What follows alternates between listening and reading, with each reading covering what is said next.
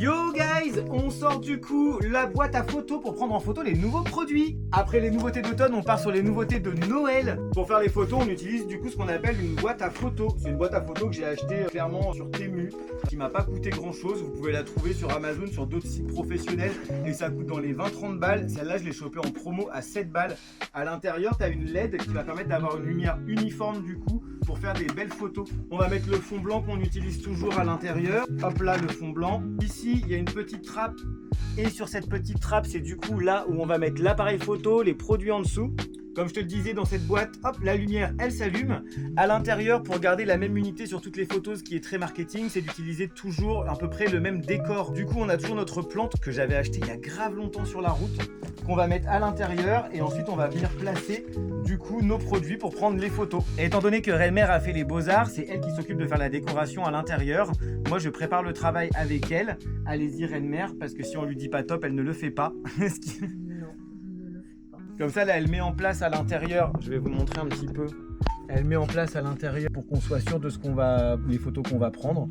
Ça ressemblait pas à ça, Renmer, je vous rappelle, le décor qu'on fait habituellement. Alors en fait, le but, c'est de réussir à reproduire ces photos-là, comme celle-ci. Et alors, je vais cliquer dessus pour que vous voyez bien, d'avoir toujours la même unité sur le site internet.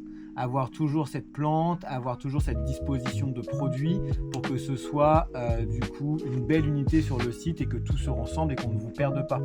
On va maintenant se mettre en place pour la photo, mais un petit détail qui est important pour garder une unité et le bon format du coup de photo sur le site.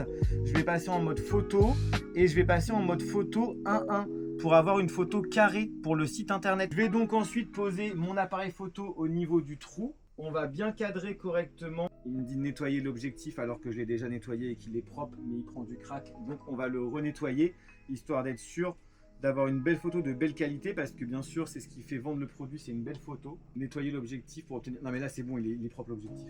Excusez-moi Renmer. Alors je connais du coup mes réglages et il faut que je mette en 1:1 de zoom parce que moi c'est comme ça que ça se règle. Et là comme tu peux le voir, le but est bien sûr de pas voir les parties grises ici, la partie grise ici, et d'avoir une photo bien centrée. Alors là, comme Renmer va pouvoir le voir dans 2 secondes, le pot est un petit peu trop sur la gauche pour moi. Qu'est-ce que tu en penses? Oui. Faudrait plus le rapprocher, voilà, un petit peu plus par ici. Et Là. là, on mettra le sachet avec l'étiquette. Ah, non, on peut peut-être encore décaler un petit peu par là. Et là, il faut pas trop que ça soit collé, puisqu'il faut pas que nos produits soient découpés sur la photo, sinon c'est pas très joli, pas très vendeur. On va redécaler un peu là.